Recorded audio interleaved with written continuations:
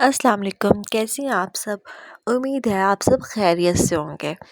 سردیاں جا رہی ہیں اور بہت زیادہ نزلہ زکام اور کھانسی کی بیماری پھیلی ہوئی، تو اپنا بہت زیادہ خیال رکھیں۔ آج میں اپنے نئے سلسلے ایک کہانی ہماری زبانی کے ساتھ آئے ہیں، جس میں ہم آپ کو ایک کہانی سنایا کریں گے۔ یہ سلسلہ ان لوگوں کے لیے شروع کیا ہے جن کی آئی سائٹ ویک ہے، جو اسکرین پہ زیادہ دیر تک نظر لگا کے کہانیاں نہیں پڑھ سکتے، یا جنہیں آڈیو کہانیاں سننا اچھا لگتا ہے۔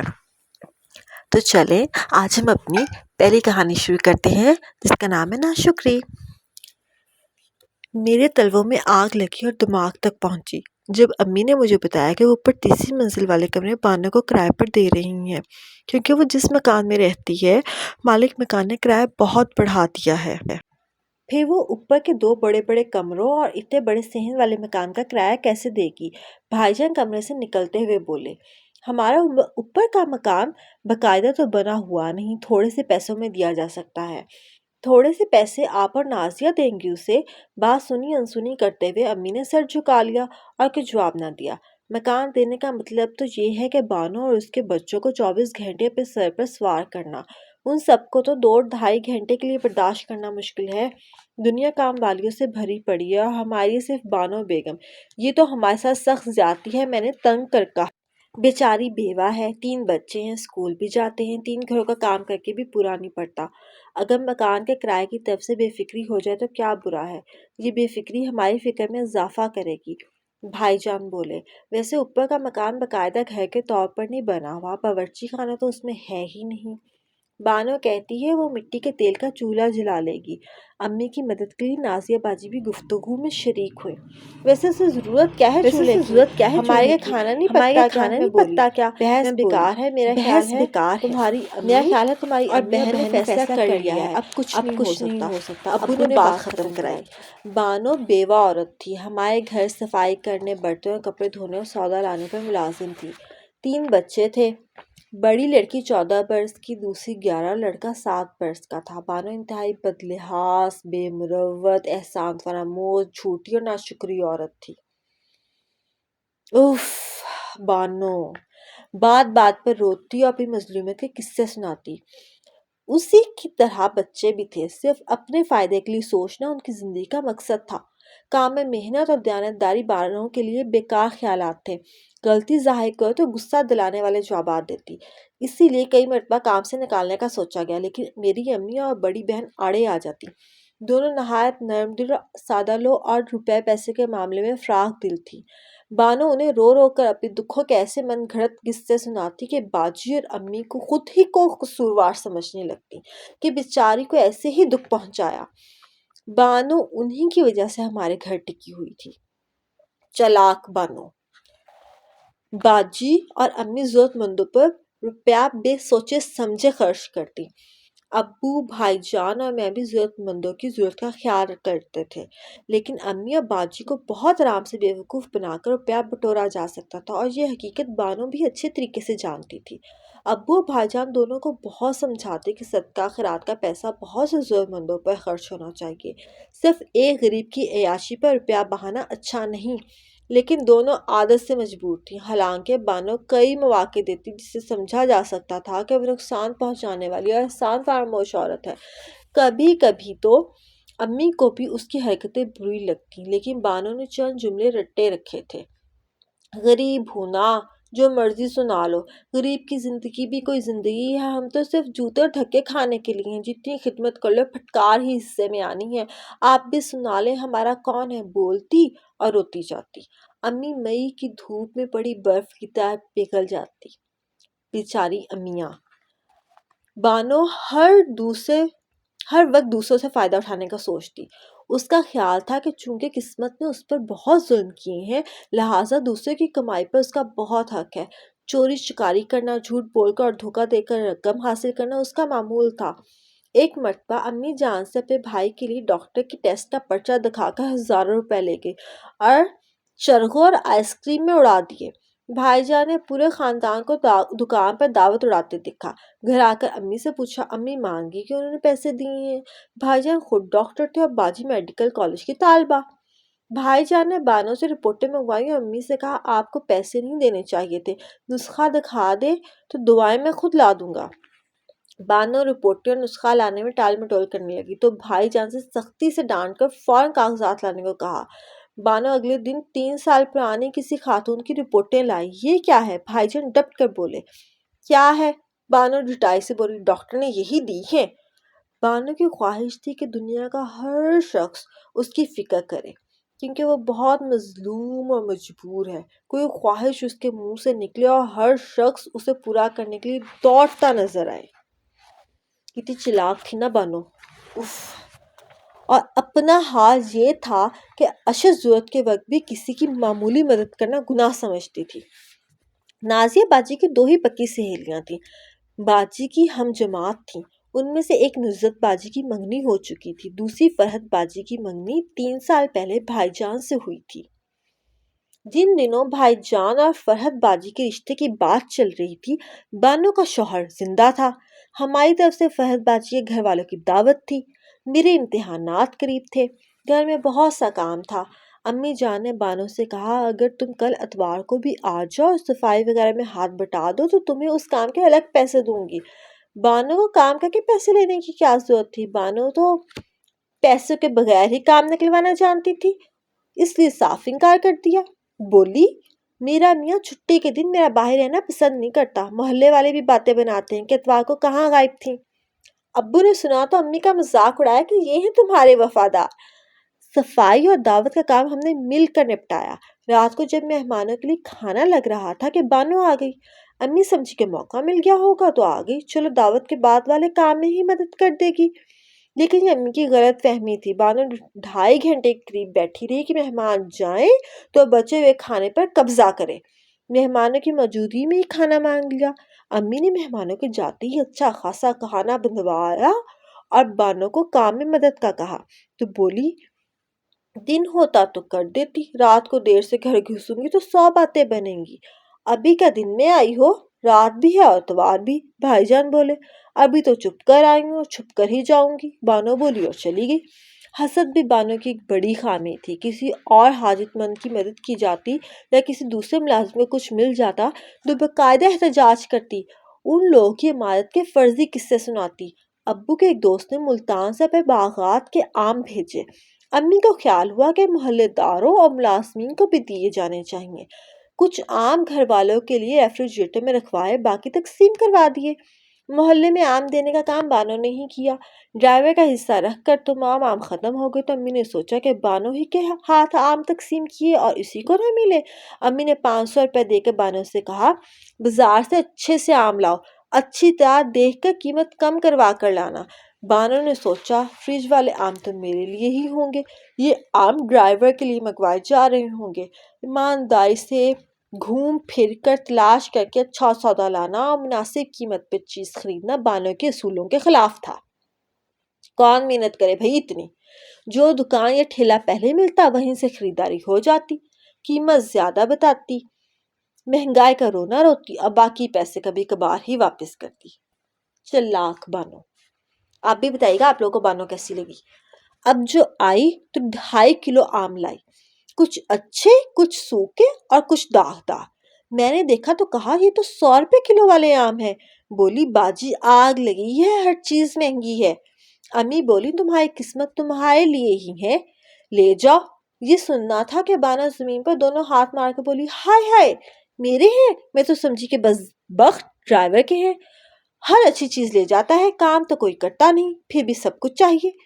ہائے سامنے والا 150 کے کتنے اچھے آم دے رہا تھا۔ یہ کہتے ہی رونا شروع کر دیا کہ شاید امی دوبارہ آم منگوائیں، لیکن بھائی جان نے تیزی سے تھیلا بانو کو تھمایا اور کہا یہ 500 کے تو ہیں نہیں، باقی پیسے بھی تمہارے پاس ہی ہیں، نقصان کیسا؟ بانو کبھی کبھی کام کی زیادتی کا کہہ کے بچوں کو بھی لے آتی۔ وہ دن ہماری سخت آزمائش کا ہوتا۔ تینوں بچے انتہائی بدتمیز، نہایت بدنظم، ڈھیٹ تھے۔ اس دن ہم اپنی چیزیں چھپاتے، بچے پورے گھر میں دندناتے پھرتے، دوسروں کی باتیں رک رک کر سنتے، دستک دے کر کمرے میں آنا ان کے لیے غیر ضروری تھا۔ مہمانوں میں گھس جاتے، کمروں سے نکلتے تو پنکھے بتیاں کھلی چھوڑ دیتے، فریج، ہانڈی اور ڈونگوں سے گندے ہاتھوں سے چیزیں نکال کے کھاتے۔ کئی دفعہ پکڑے گئے، پوچھو تو جواب ملتا کہ امی نے منگوائی ہے جو باجی کے لیے لے جا رہے ہیں۔ بانو کی ایک بڑی لڑکی نجمہ ایسے کاموں میں ماہر تھی، ضد کر کے باجی سے ان کا پرانا موبائل لے لیا تھا۔ کام کے وقت میں موبائل ساتھ رکھتی، جس کمرے میں ایئر کنڈیشنر چلتا وہیں موجود رہنے کی کوشش کرتی، خواہ کمرے میں ابا جان یا بھائی جان کے دوست ہی موجود ہو۔ منع کیا جاتا تو رونے بیٹھ جاتی، پھر وہی امیر اور غریب کے فرق کا قصہ چھڑ جاتا۔ اب یہی خاندان دن رات کے لیے ہمارے سروں پر سوار ہونے والا تھا۔ ہمارے گھر کا رقبہ کافی تھا، 2 منزلیں جن میں ہماری رہائش تھی بہت عمدہ بنی تھی۔ تیسری منزل پر پرانے مالک مکان کا گودام تھا، ایک رہائشی کمرہ مال کے چوکیدار کے لیے تھا، اس لیے غسل خانہ بھی تھا۔ صحن کی شکل میں ایک بڑا رقبہ کھلا تھا، کمرے مکمل پختہ چھتوں والے تھے۔ بانو کو کبھی کبھی وہاں جھاڑو دینی ہوتی تھی۔ اتنے بڑے مکان کو بے کار پڑا دیکھ کر بانو کے دل میں کرایہ بچانے کا خیال آیا۔ رو رو کر امی سے مکان مانگا کہ 15,000 کرایہ دوں گی۔ بانو کو تو کسی کو 15 روپے بھی نہ دے۔ امی نے پوچھا کیسے دو گی؟ بولی ہم 4 کے 4 آپ کے 24 گھنٹے کے غلام، کیا 15,000 پورے نہیں پڑیں گے؟ کرایہ جی اس طرح سے ادا ہو گیا۔ بانو اور بچے آ گئے اور ہماری شامت ساتھ آئی۔ ہماری ذاتی زندگی کا سکون رخصت ہو گیا، مداخلت، چوری اور جاسوسی کا بازار گرم ہو گیا۔ پہلے بانو کو گھر جاتے وقت کھانا ملتا تھا، اب 3 وقت کھانا ملتا۔ کھانے پینے کے معاملے میں گھر کا کوئی فرد بھی کنجوسی کا قائل نہ تھا، مگر بانو کی خواہش تھی کہ اسے کھانا پسند کا ملے، کیونکہ غریب کی یہ بڑی بد نصیبی ہے کہ اسے دوسروں کا مرضی کا کھانا ملتا ہے۔ بھیا کو ڈاکٹر بنے 3 برس ہو چکے تھے۔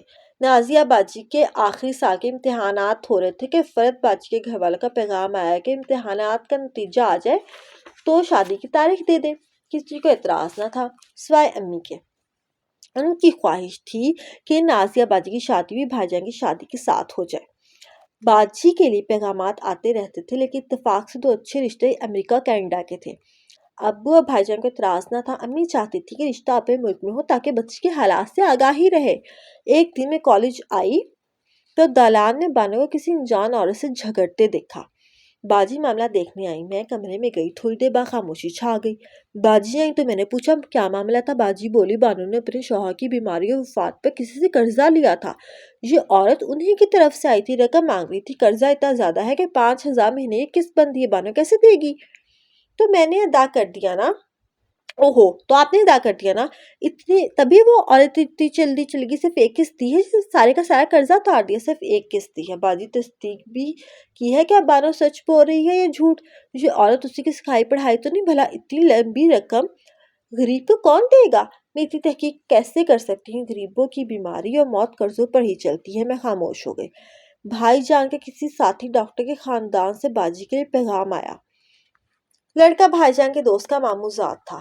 ڈاکٹر ارشد کے گھرانے کو تو سب جانتے تھے، اپنے ماموں کے خاندان کی ضمانت ارشد بھائی دے رہے تھے۔ امی جان بہت خوش ہوئیں، جلد ہی بات چیت اور ملاقاتوں کا سلسلہ شروع ہوا۔ دونوں خاندانوں نے ایک دوسرے کو پسند کیا، امکان تھا کہ جلد ہی شادی کا مرحلہ بھی طے پا جائے گا کہ لڑکے والے کی طرف سے خاموشی چھا گئی۔ کچھ انتظار کیا گیا، رابطہ کیا گیا، لیکن واضح جواب نہ ملا تو ابو نے بھائی کو اپنے دوست سے براہ راست بات کرنے کو کہا۔ بھائی جان دوست سے مل کر آئے تو مزاج خوشگوار تھا۔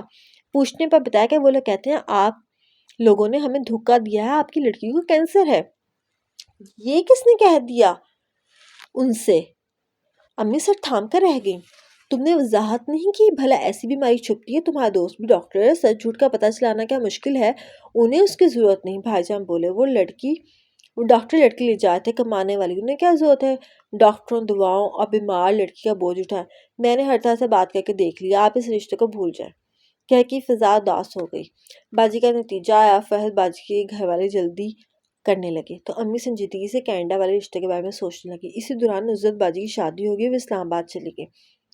ابا جان کے ملنے والوں میں سے باجی کے لیے ایک اور پیغام آیا۔ ابھی بات چیت آگے نہ بڑھی تھی کہ نصرت باجی نے فون کر کے امی جان کو نازیہ باجی کے لیے اپنے دیور کا پیغام دیا اور کہا اگلے ماہ میں کراچی آؤں گی تو اپنے ساس سسر کے ساتھ باقاعدہ رشتہ لاؤں گی۔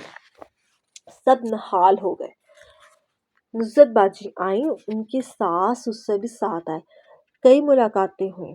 نصرت باجی اور ان کے والدین بیچ میں تھے، اس لیے معاملات جلدی طے پا گئے اور منگنی کی تاریخ مقرر ہو گئی۔ منگنی میں ابھی 5 دن باقی تھے کہ رات 8 بجے کے قریب نصرت باجی اکیلی بغیر اطلاع کے ہمارے گھر آئیں۔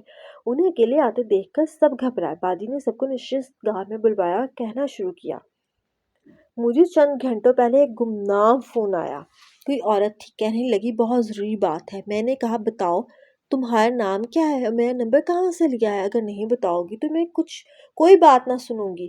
یہ سن کر بہت گھبرا گئی اور کہنے لگی نہیں نہیں ایسا نہ کریں، میری بات ضرور سنیں۔ میں نام تو آپ کو نہیں بتا سکتی لیکن نمبر میری بیٹی نے باجی نازیہ کے فون سے نکال کر دیا ہے۔ احمق عورت، نام نہیں بتایا لیکن اور سب کچھ بتا دیا۔ مجھے یقین ہے وہ آپ کے کام والے بانو تھی۔ بانو؟ سب حیران رہ گئے، وہ کیا کہہ رہی تھی؟ کہنے لگے آپ اپنے دیور کا رشتہ باجی نازیہ سے نہ کریں، مصیبت میں پڑ جائیں گی۔ ان لوگوں نے آپ سے بہت سی باتیں چھپائی ہیں۔ باجی کی 4-5 آپریشن ہو چکے، 1000 دواؤں پر لگتے ہیں۔ باجی تو خرچے اور بیماری کی گٹھری ہے تو کیا ہوا؟ میں نے کہا بیمار بھی انسان ہی ہوتے ہیں، ٹھیک بھی ہو جاتے ہیں، کیا اس وجہ سے میں سہیلی کو چھوڑ دوں؟ آپ کو کچھ معلوم نہیں، آپ تو 2-4 بار آئی ہیں، میں سال سے یہاں ہوں۔ باجی کو مرنے والی بیماری ہے، سال بھر میں مر جائیں گے، اگر نہ بھی مرے تو۔ بانو کی آواز ہلکی ہو گیا اور اسے نازیہ کی عادات کے بارے میں ایسی ہولناک اطلاعات دیں کہ اگر میں نازیہ کو بچپن سے نہ جانتی ہوتی تو اس کی باتوں میں ضرور آ جاتی۔ وہ یہ بھی کہہ رہی تھی کہ باجی پر جن آتا ہے، 3 بار منگنی ٹوٹ چکی ہے، کیوں مصیبت کو گلے لگا رہی ہیں؟ اف، کتنی چلاک تھی نا یہ بانو۔ اچھا میں اپنی ساس سسر سے بات کرتی ہوں، میں نے اسے ٹال دیا۔ بے وقوف، یہ نہیں جانتی کہ ہمارا کالج میں روز کا ملنا جلنا تھا۔ نازیہ کی زندگی کا ایک لمحہ بھی مجھ پر چھپا ہوا نہیں تھا۔ میں حیران ہوں کہ بانو نے اتنی خطرناک حرکت کیوں کی۔ میں نہیں سمجھتی کہ نازیہ نے اسے کوئی نقصان پہنچایا ہو۔ نقصان نہیں، فائدہ ہی فائدہ، میں بول اٹھی۔ بانو نے یہ حرکت اس لیے کی ہے کہ باجی اس کی کمائی کا ذریعہ سونے کی چڑیاں ہیں۔ باجی کے پرس کے بہت سے روپے بانو کے بٹوے میں منتقل ہوتے رہتے ہیں۔ وہ چاہتی ہے کہ باجی ساری عمر یہیں بیٹھی اس کی جیب بھرتی رہے۔ حیرت ہے اتنی خطرناک عورت کو آپ لوگ کیسے برداشت کر لیتے ہیں؟ بہت کر لیا برداشت، بھائی جان کا ضبط ٹوٹ گیا۔ میں ابھی اوپر جا کر اسے کان سے پکڑ کر نکالتا ہوں۔ نہیں اس کی کوئی ضرورت نہیں، نصرت باجی بولی۔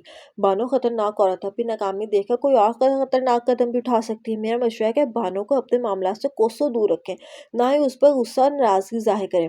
میں نے اپنے ساس سسر کو مشورہ دیا ہے کہ مجھے جلد واپس جانا ہے، شادی پر دوبارہ آؤں گے، آپ منگنی کی بجائے نکاح کرتے ہیں، ایک ذمہ داری پوری ہو جائے گی۔ وہ لوگ کل آپ سے معاملات طے کرنے کے لیے آئیں گے۔ جو نصرت باجی نے کہا تھا سب نے اس پر عمل کیا۔ بھائی جان اور باجی کی شادی ہو گئی، نصرت باجی اسلام آباد چلی گئی۔ اس پورے عرصے میں گھر والوں کا رویہ بانو سے محدود رہا۔ بھائی جان نے فرحت بھابھی کو بانو سے ہوشیار کر دیا۔ امی بھی بانو سے ضرورت کے علاوہ بات نہ کرتی تھیں۔ ویسے اسے عیش و کھانے پینے کی اب بھی کوئی کمی نہ تھی، لیکن باجی کی شادی کامیابی سے انہیں گھر والوں کے بدلے رویے سے سمجھ تو آ گئی تھی کہ کوئی بات ضرور ہے۔ اس نے بھی چند دن خاموش رہنے میں بہتری سمجھی۔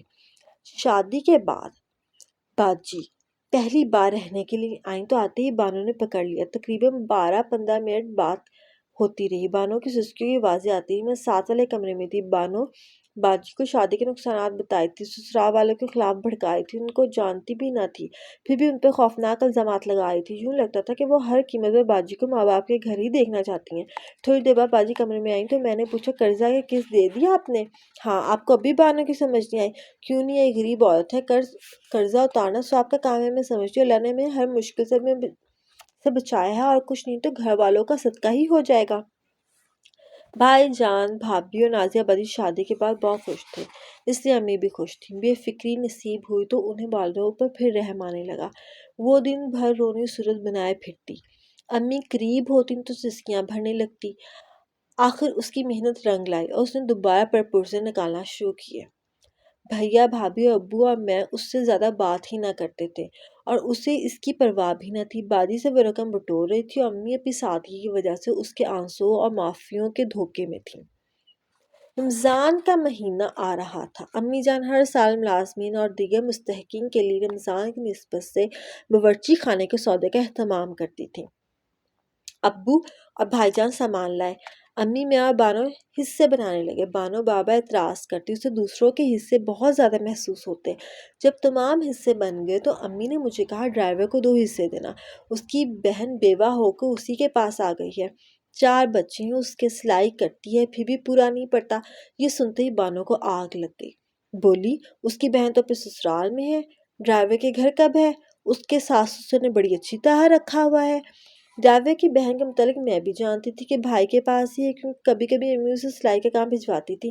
تم جھوٹ بول رہی ہو، میں نے سختی سے جواب دیا۔ زرینہ بھائی کے پاس ہی ہے، ہمیں سب معلوم ہے۔ ہائے ہائے، بانو نے پہ گال پیٹے۔ اس کمبخت کو دیکھو، بیوہ ہو کر کیا قسمت کھلی ہے، اتنا ماس میٹ لے گی۔ باجی، اس نے آپ کی کون سی خدمت کی ہے؟ خدمت تو ہم کرتے ہیں دن رات، تو تمہیں کون سی کمی ہے؟ دن رات ہم بھی تو خدمت کرتے ہیں تمہاری، میں نے احساس دلایا۔ میں نے ڈرائیور کے لیے سامان گراج کے کونے میں رکھوا دیا، کپڑے سے ڈھک دیا۔ ڈرائیور پڑوس سے ٹھیلا مانگ کر لاتا اور سامان لے جاتا، لیکن بانو کی نگاہوں کے آگے سودے کی دگنی مقدار پھٹتی رہی اور اس کے دل میں آگ لگاتی رہی۔ گراج کے دروازے پہ ٹہلتی اور ڈرائیور کو بددعائیں دیتی۔ دل کی جلن میں اس نے وہ کیا جو ہمیں بعد میں معلوم ہوا یہ کہ اس نے ڈرائیور کے سامان میں سے شربت کی 2 بوتلیں نکالی اور اسے بولی، اسے اتنا مال کھانے نہیں دوں گی۔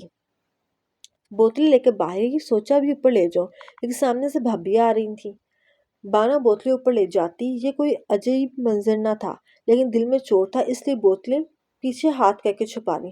باورچی خانے کی طرف گئی، وہاں امی موجود تھیں۔ گھبرا کر پلٹی، سینگ کی طرف آئی کہ دوبارہ زینہ کی طرف جائے کہ بھابھی نے پکارا۔ گھبراہٹ میں غسل خانے میں گھسی اور دیواگی صابن، تولیوں وغیرہ کی الماری میں بوتلیں چھپا دی۔ بھابھی کی بات سنی، انہوں نے بازار بھیج دیا۔ واپس آنے کے بعد بھی بوتلیں نکالنے کا موقع نہ ملا۔ پھر یہ سوچ کے مطمئن ہو گئی کہ کل صبح غسل خانہ دھوتے وقت ہی اس الماری کو کھولوں گی، فکر کیسی۔ کام ختم ہوا تو اوپر چلی گئی۔ ایک مرتبہ خاموشی سے نیچے آئی، لیکن بھائی جان نہا رہے تھے۔ خوف زدہ ہو گئی کہ اب تو چوری پکڑی گئی، لیکن کچھ نہ ہوا۔ رات کا کھانا کھا لیا گیا، سب ٹی وی لاؤنج میں بیٹھے تھے۔ بانو نے سوچا کہ موقع اچھا ہے، ابھی زینے کا دروازہ بند بھی نہیں ہوا۔ اس نے اپنے بیٹے کو اچھی طرح سمجھا کر بوتلیں لینے نیچے بھیجا۔ اب دوسرے بوتلوں سے زیادہ چوری پکڑے جانے کا خوف تھا۔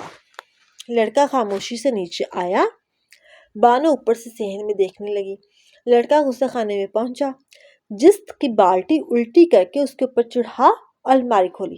جن لوگوں کو جست کا نہیں نا پتا، انہیں میں بتا دوں، تانبے کی طرح کا ہوتا ہے جست، ٹھیک ہے۔ اس کی بالٹی پہلے وقتوں میں ہوتی تھی لوہے کی، سٹیل کی اور جست کی بالٹیاں۔ 2 بوتلیں نکالی۔ بچہ آخر بانو کا بیٹا تھا، اس کی تربیت رنگ لائی۔ بچے نے جو بوتلیں جلدی میں اٹھائیں، ان میں سے ایک شربت اور ایک ٹائلیں دھونے والے سیال کی تھی، مطلب تیزاب کی بوتل۔ وہ بھی اپنی عادت سے مجبور تھا۔ بوتل کھولی اور منہ سے لگا لی۔ اگلے ہی لمحے بچے کے منہ سے ہولناک چیخ برآمد ہوئی۔ اف! وہ بالٹی سے گرا، کچھ سیال نگل چکا تھا، باقی اس کے اوپر گرا۔ گرنے پر بچے کا سر پہلے دیوار پھر زمین سے ٹکرایا۔ ایک اور چیخ نکلی۔ ہمیں کچھ سمجھ نہیں آیا کہ کیا ہوا ہے، کہاں سے چیخوں کی آوازیں آئی ہیں۔ سب آواز کی سمت بھاگے۔ غسل خانے کا منظر بڑا ہولناک تھا۔ بھائی جان نے بچے کو گاڑی میں ڈالا۔ بانو بھی روتی ہوئی اوپر سے نیچے آ چکی تھی۔ بھائی جان نے اسے بھی بٹھایا، ابو بھی ساتھ چلے۔ بھائی جان اپنے ہسپتال لے کر گئے۔ بچے کا جسم اندر اور باہر سے کافی جل چکا تھا۔ سر اور کمر پر شدید چوٹیں آئی تھیں۔ صرف 50 منٹ کے اندر اندر بچہ دنیا سے چلا گیا۔ بانو کیا کسی کو بھی اس ہولناک خبر پر یقین نہیں آ رہا تھا، لیکن حقیقت حقیقت ہے، اس پر یقین کرنا ہی پڑتا ہے۔ یہ ایسا حادثہ تھا کہ ہم سب گھر والے بھی رو رہے تھے۔ بانو کی حالت بہت خراب تھی۔ اگلی صبح بچے کی آخری رسومات ادا ہوئیں۔ بہت سے لوگ جمع تھے۔ بانو چیخ چیخ کر کہتی تھی، ہائے ہائے، یہ مجھے کس گناہ کی سزا ملی ہے، میری کون سی چال پوری ہوئی، پھر مجھے کیوں سزا۔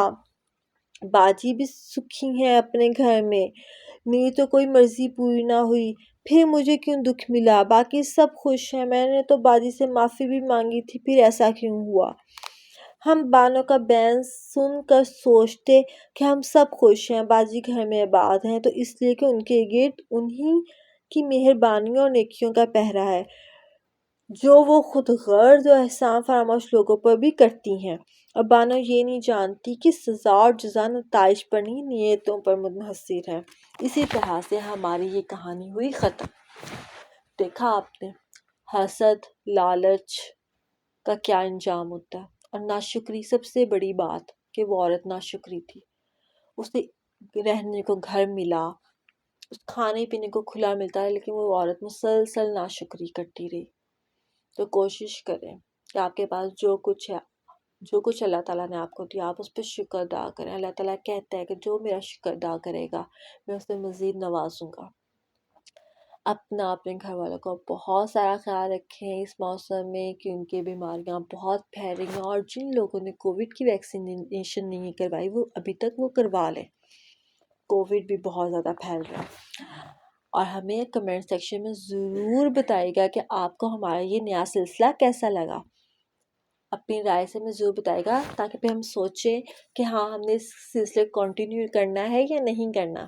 خیر آج تو پہلی کہانی تھی، تو ایسے سے امپروومنٹ بھی ہوگی